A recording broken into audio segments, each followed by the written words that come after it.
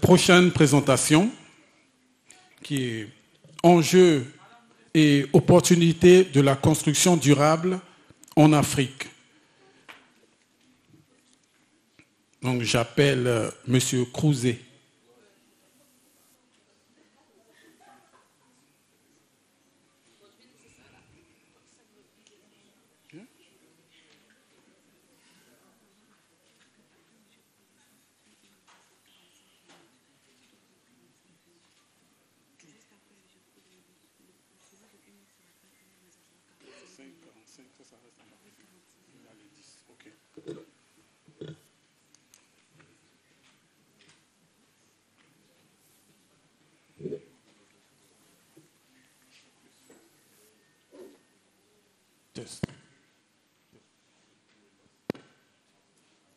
Bonjour à tous.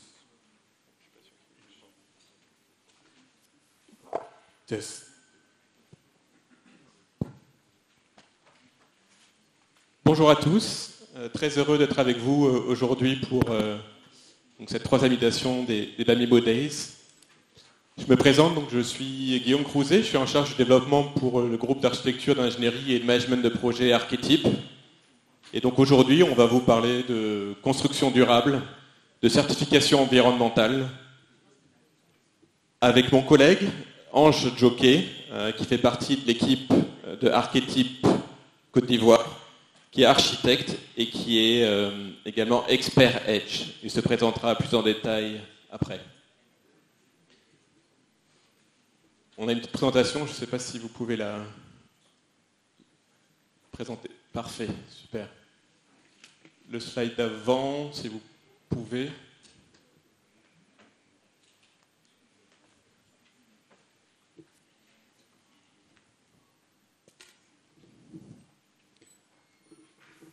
Le slide d'avant, si c'est possible, non? Encore avant. Ok, bon, restons là-dessus. Avant de faire une présentation de Archetype très rapidement, je voulais juste un peu présenter le débat, puisque ce matin, la question tournait beaucoup autour du produire plus. On a compris qu'en Côte d'Ivoire, on avait vraiment besoin de produire plus de logements, plus de bâtiments pour loger la population locale. Le sujet qui va nous intéresser dans cette session, c'est plus construire mieux. Comment s'assurer que la construction qui est faite aujourd'hui en Côte d'Ivoire répondre à des critères de qualité et de durabilité, qui est l'objectif majeur aujourd'hui pour que le secteur immobilier se développe. Alors, est-ce que vous pouvez revenir ?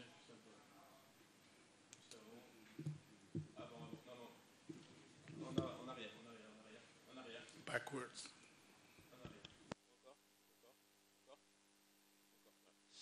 Juste en quelques mots, Archetype, on est un groupe d'architecture, d'ingénierie et de management de projet. On est présent dans 18 pays avec 26 bureaux. Initialement, le groupe était essentiellement présent en Asie du Sud-Est, donc au Vietnam, Cambodge, Laos, Myanmar, Philippines, Chine, Inde. Et puis, il y a 5 ans, le groupe a décidé de se développer en Afrique. Parce que, de par notre expertise des pays émergents, on s'est dit que c'était intéressant aussi de s'intéresser au marché africain. Et donc, depuis 5 ans, on développe nos activités dans pas mal de pays en Afrique, notamment à Abidjan, où nous avons une équipe d'une quinzaine de personnes. Mais nous avons des projets donc, dans l'Afrique de l'Ouest, Afrique subsaharienne, Afrique centrale, et notamment aussi un projet sur le Kenya et Djibouti. Nous nous appuyons bien sûr sur nos propres équipes, mais également sur un réseau de partenaires locaux avec lesquels on travaille pour développer les projets, que ce soit des projets industriels ou commerciaux. Donc aujourd'hui, on va plus se focaliser sur la partie bâtiments commerciaux, donc bâtiments l'hôtellerie, le résidentiel, les hôpitaux, les projets sur lesquels on travaille actuellement en Côte d'Ivoire.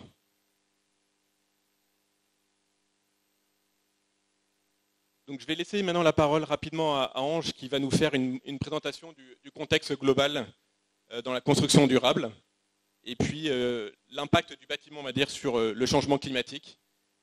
Et dans un second temps, on parlera des défis et des opportunités pour l'Afrique. Et enfin, on fera un focus sur la certification EDGE. Merci. Bonjour à tous. Allô, allô. Allô. Bonjour à tous. Donc, comme disait Guillaume Crouzet tout à l'heure, je suis Ange Djoké, architecte, membre de l'Ordre des architectes de Côte d'Ivoire et EDGE Expert. Nous allons aller très vite dans le vif du sujet en plantant le décor du contexte global de l'industrie de la production de bâtiments dans le monde. On dit par exemple qu'en 2040, à peu près 2/3 du parc immobilier mondial sera constitué de bâtiments existants. Et ça, c'est pour planter le décor par rapport à une politique de décarbonisation, parce que si vous construisez plus, il faut savoir qu'il y a une grande partie des bâtiments qui existent et qui émettent des émissions, qui font des émissions de CO2. On pense aussi que la demande croissante de nouveaux bâtiments, donc on sera sur une superficie qui va doubler d'ici 2060, donc du fait de l'urbanisation croissante. On a à peu près 230 milliards de mètres carrés de surface de plancher qui seront rajoutés. On est à peu près sur l'équivalent de la ville de New York,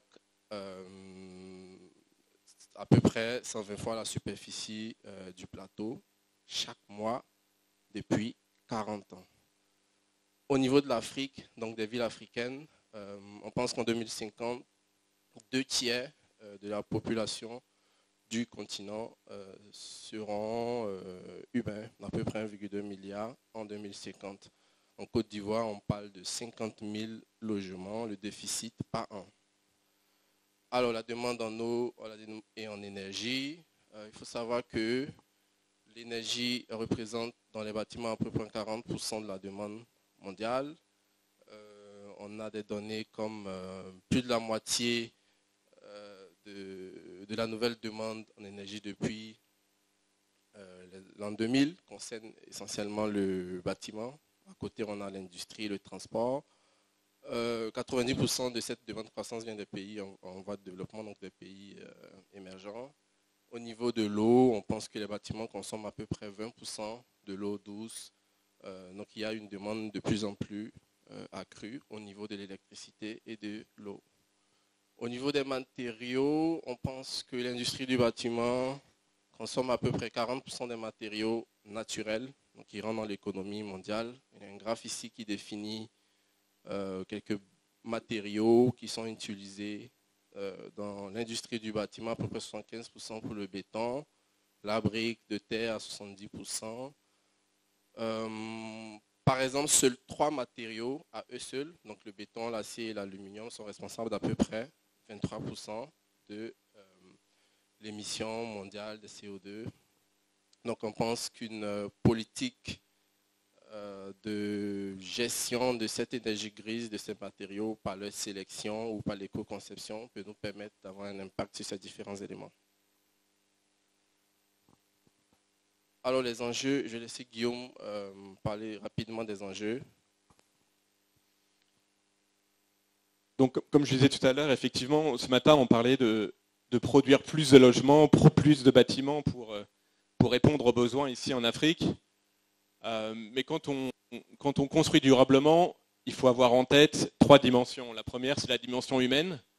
Le bâtiment doit garantir le confort des utilisateurs. Ce matin, il y avait un intervenant qui disait aujourd'hui, pour répondre aux attentes en termes de coûts, on réduit la taille des appartements sans se soucier forcément du confort des utilisateurs.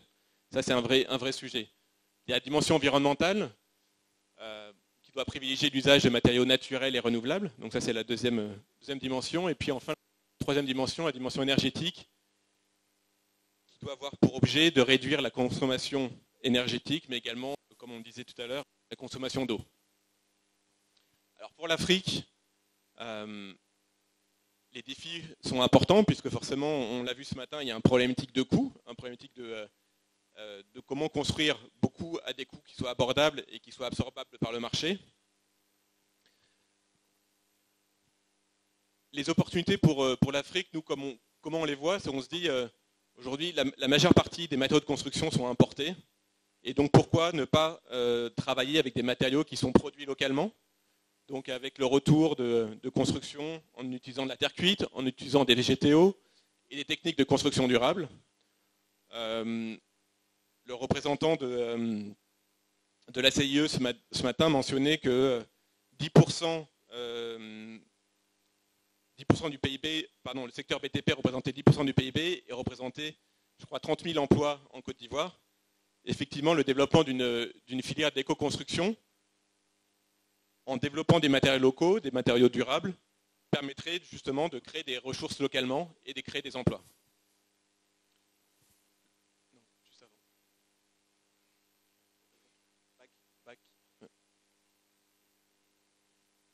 Enfin, il y a un vrai potentiel pour la production d'énergie renouvelable. On sait bien qu'aujourd'hui, quand on construit un centre commercial, quand on construit un hôtel, quand on construit du résidentiel, il y a le potentiel pour mettre des panneaux solaires sur les toits. Et c'est une vraie opportunité aujourd'hui en Afrique, puisqu'on manque d'énergie et on souhaite développer des énergies décentralisées, des énergies renouvelables.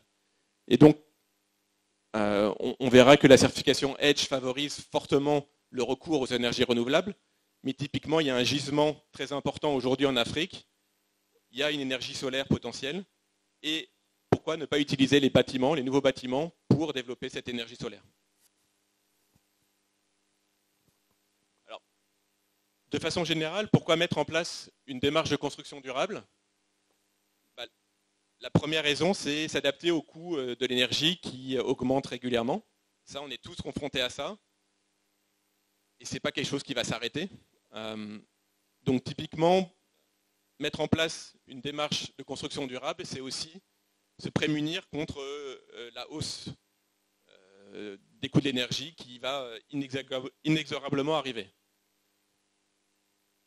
Ça a été très bien dit aussi pendant l'atelier précédent sur le facility management. C'est lorsqu'on a un bâtiment qui a été bien conçu, qui a été conçu pour diminuer les coûts d'opération, et ben vous allez avoir une optimisation de l'OPEX versus CAPEX.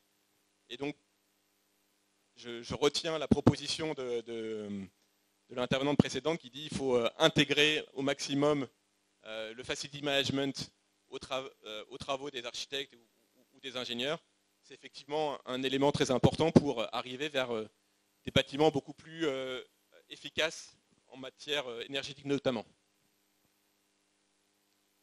Ensuite, inexorablement aussi les réglementations locales, même si ce n'est pas encore le cas en Afrique ou en Côte d'Ivoire notamment, on va aller vers des réglementations beaucoup plus restrictives en termes de consommation énergétique, des réglementations beaucoup plus draconiennes sur ces problématiques de construction durable.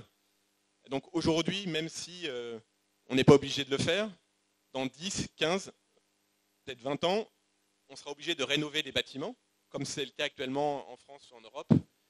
Et ça coûte très cher. On voit bien que rénover des bâtiments, ça coûte souvent plus cher que d'aller sur des bâtiments neufs. Et donc aujourd'hui, on comprend l'objectif qui est de produire plus, mais est-ce que ça ne vaut pas le coup de réfléchir plus long terme et de se dire essayons de construire mieux, parce qu'on n'aura pas à investir dans 10-15 ans pour renouveler, pour rénover les bâtiments qui ont été construits maintenant. Il y a aussi un enjeu d'image qui est très fort. Aujourd'hui, les grandes entreprises ont des politiques RSE. Elles sont obligées de respecter des critères dans le cadre de leur stratégie de développement durable. Et l'immobilier fait partie des éléments sur lesquels elles sont intéressées. Et donc, quand vous êtes un propriétaire immobilier et que vous souhaitez louer à des grandes entreprises internationales, si votre bâtiment n'est pas EDGE, vous n'êtes pas certifié n'a pas une certification environnementale, vous aurez du mal à le louer. Et ça, c'est vraiment quelque chose qui, à mon avis, est très important à avoir en tête. C'est qu'on voit voit encore des bâtiments qui sont conçus sans certification et qui aujourd'hui se louent, mais peut-être dans 5 ou 10 ans, auront beaucoup de mal à se louer parce qu'elles n'auront pas de certification. L'avant-dernier point, c'est l'enjeu de valorisation de son patrimoine immobilier. Il y a plein d'études qui montrent en Europe ou aux États-Unis qu'un bâtiment justement, qui est certifié, qui a été conçu via des principes de construction durable, va avoir une valorisation beaucoup plus forte d'ici 5, 10, 15 ans. Et donc aujourd'hui, effectivement, il peut y avoir un surcoût dans le fait de concevoir un bâtiment certifié, ou en tout cas qui utilise des technologies plus propres. Mais ce surcoût, peut-être, va être compensé dans 5-10 ans, parce qu'au lieu d'avoir un bâtiment qui va se dévaloriser, ce bâtiment sera toujours aussi attractif dans 5 ou 10 ans. Et donc la valorisation financière vous permettra finalement de compenser le coût complémentaire qui aura été investi au moment de la construction.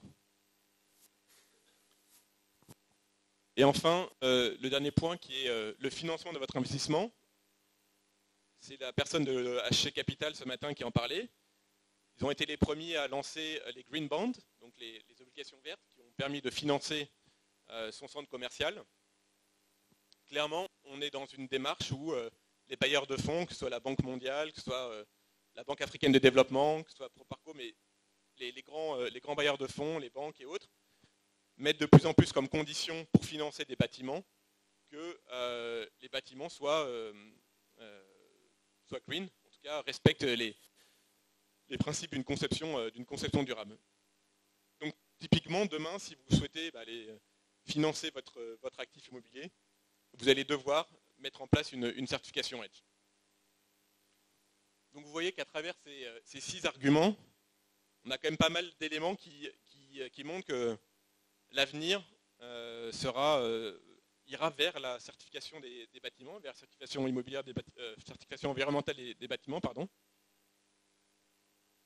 Et donc ça fait le lien avec l'intervention de Ange qui va maintenant vous parler justement de la certification EDGE et des différentes étapes pour y arriver. Merci Guillaume. Alors c'est quoi la certification EDGE? EDGE signifie, donc c'est un acronyme qui signifie Excellence in Design for Greater Efficiency, donc qui a été initié par l'AFC, la Société financière internationale, partenaire de la Banque mondiale, et qui est par rapport à d'autres systèmes de certification adaptés aux pays émergents. Donc les systèmes de certification, on en a pas mal, de plus en plus en Asie. On vous parlera de Lotus, LEED américain. Il y en a vraiment pas mal. Il y en a au Vietnam, il y en a à Singapour, il y en a qui sont nationales et il y en a qui sont internationales. Alors la Banque mondiale, par le biais de l'AFC, a mis en place EDGE, qui est à la fois un système de certification, mais aussi un logiciel qui est en ligne et qui peut permettre à chacun ou à tout le monde, enfin, avec un minimum de connaissances, d'évaluer n'importe quel projet. Donc, il est à la fois un système de certification environnementale et un logiciel. Next slide.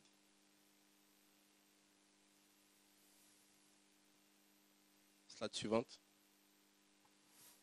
Alors, EDGE permet donc à des marchés émergents de développer des bâtiments économes en énergie. Ce qu'il faut savoir, c'est que la certification EDGE s'intéresse essentiellement à 3 aspects. L'électricité, donc l'énergie opérationnelle. Ensuite, la gestion de l'eau. Et enfin, ce qu'on appelle l'énergie grise. Donc l'énergie grise, c'est l'ensemble des énergies utilisées pour la fabrication, la manutention, le transport des matériaux depuis l'usine jusqu'à leur implémentation. Donc, par exemple, pour le cas de l'énergie grise, un matériau efficace qui est importé aura une empreinte carbone beaucoup plus forte qu'un matériau qui est disponible localement. Donc, partons de ces 3 aspects, à savoir l'énergie, l'eau et l'énergie grise. On aura tendance à catégoriser les niveaux de certification en 3. Alors, et je vous dis, si vous atteignez 20% en énergie, 20% en eau minimum et 20% au niveau des matériaux, vous êtes certifié Edge. On a des exemples de projets, on en parlera un peu plus à la fin. Si vous atteignez 40% au niveau de l'énergie et toujours minimum 20 pour les deux autres, vous êtes certifié Edge Advanced, donc c'est le niveau 2. Le niveau 3, qui est, on va dire en théorie, 100% d'économie au niveau de l'énergie et toujours minimum 20 pour les matériaux et 20 pour l'eau. Alors, théoriquement, il est pratiquement impossible de faire 100%, donc on vous donne 2 voies de recours par rapport à ça. On vous demande d'être minimum niveau 2. Ensuite, pendant une année, on va évaluer votre bâtiment. Donc, on va faire un bilan carbone sur 12 mois avec les factures d'électricité, les différentes données. Et on vous donne 2 voies de recours. Soit vous êtes 100% énergie renouvelable et donc vous êtes niveau 3. Ça veut dire que votre bâtiment est 100% énergie renouvelable, donc 100% panneaux solaires ou toute autre source d'énergie renouvelable. Vous êtes de niveau 3, ou soit vous faites ce qu'on appelle du carbon offsetting, donc vous payez des taxes carbone par rapport au bilan carbone en fin d'exploitation. Voilà. Donc, il faut savoir que ces taxes carbone servent à développer des projets dans le cadre de tout ce qui est développement durable. Voilà. Donc, c'est ces deux voies qu'on vous donne pour le niveau 3. Alors, le processus de certification, slide suivante, est plutôt simple. Donc, vous enregistrez le projet via un certificateur et un auditeur. Pour le coup, en Afrique, on est plutôt orienté sur SGS et Sintali. Ensuite, à la fin de la conception, vous faites une évaluation, vous faites l'audit préliminaire, vous êtes certifié, vous obtenez un certificat préliminaire. Et ensuite, à la fin de la construction, donc on vous donne 3 ans pour terminer la construction de votre projet. À la fin de la construction, on vient se rassurer que les éléments de la conception ont bien été mis en place et donc implémentés. Il y a l'audit sous site et en fin d'audit, vous recevez le certificat final. Et ensuite, c'est l'exploitation qui intervient beaucoup plus par rapport au niveau 3.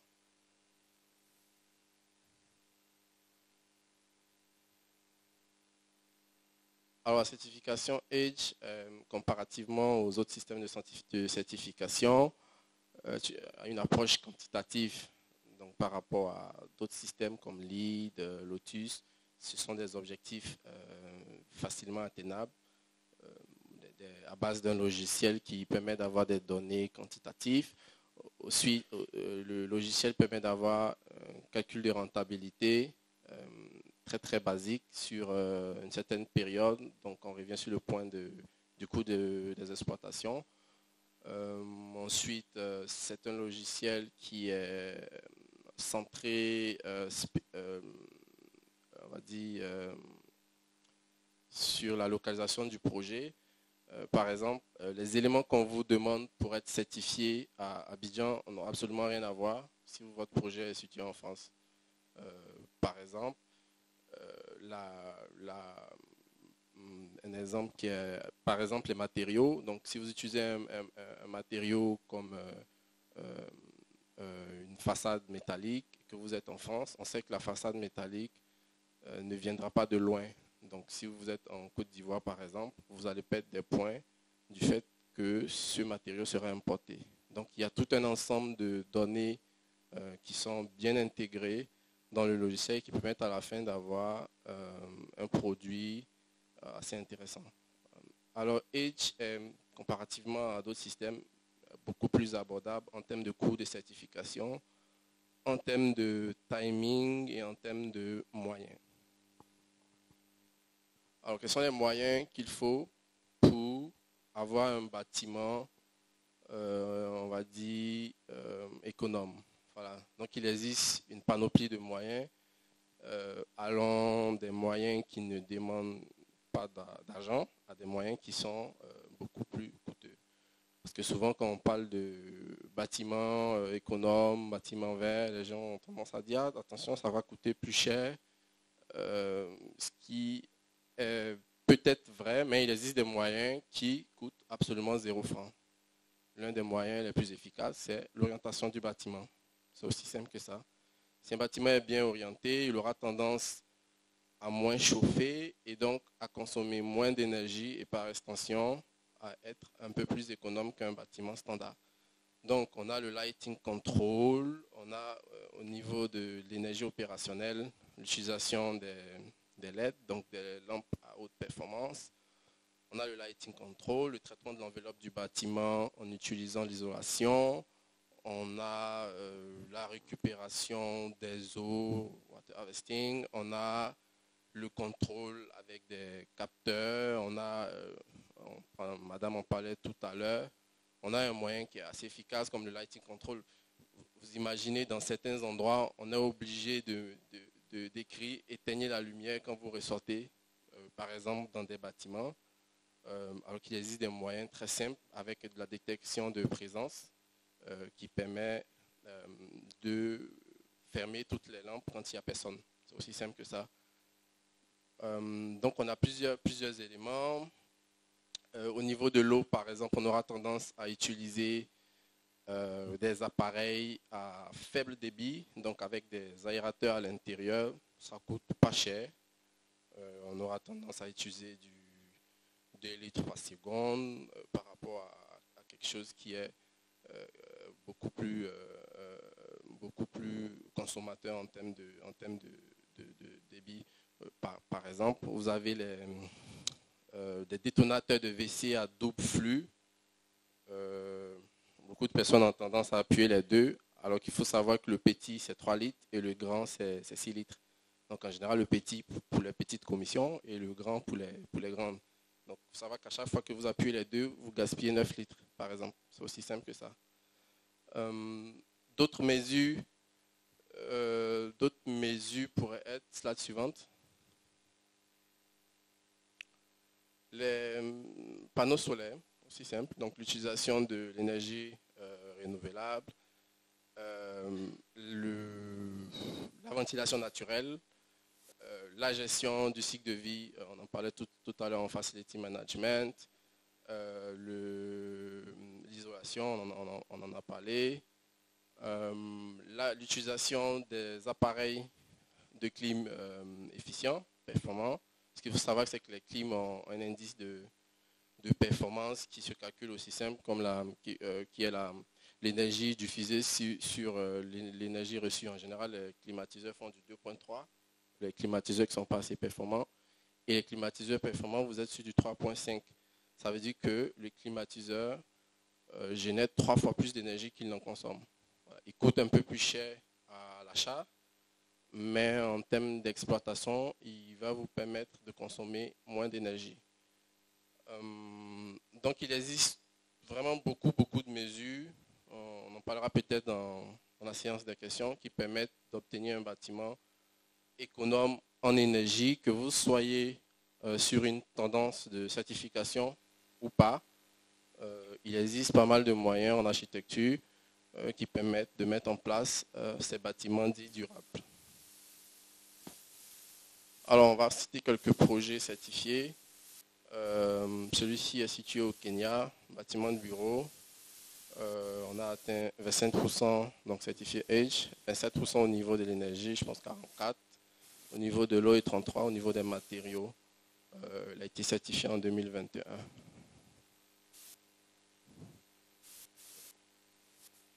Le second, Accra, je pense que c'est un bâtiment de la Banque mondiale. 36% au niveau de l'énergie, 73% au niveau de l'eau et 96% au niveau des matériaux. Certification finale obtenue en 2019. Un autre qui est celui du TCE qui est ici en Côte d'Ivoire, donc certifié de niveau 1 H. Celui-ci c'est Kenya, il me semble, Kenya. Donc c'est un bureau, immeuble de bureau. Émission totale de CO2 annuelle, on est sur du 156,2 tonnes. Certifié H niveau 1. Le dernier, je pense, voilà, celui de la Côte d'Ivoire, donc un immeuble de bureau situé à Trècheville, qui fait à peu près 50,7 tonnes de CO2 par an, certifié niveau 1. Il existe d'autres projets, donc Cosmos, centre commercial, et pas mal de projets qui aujourd'hui de plus en plus ont recours à la certification. Donc beaucoup de projets d'avenir qui sont aussi certifiés ici en Côte d'Ivoire et en Afrique. Je vous remercie. On passera à la séance de questions. Ok. Pas de questions. Merci. Nous allons passer au prochain. Nous applaudissons très fort Monsieur Crouzet. Vous pouvez passer à la séance photo. Merci de votre attention. Merci de votre attention.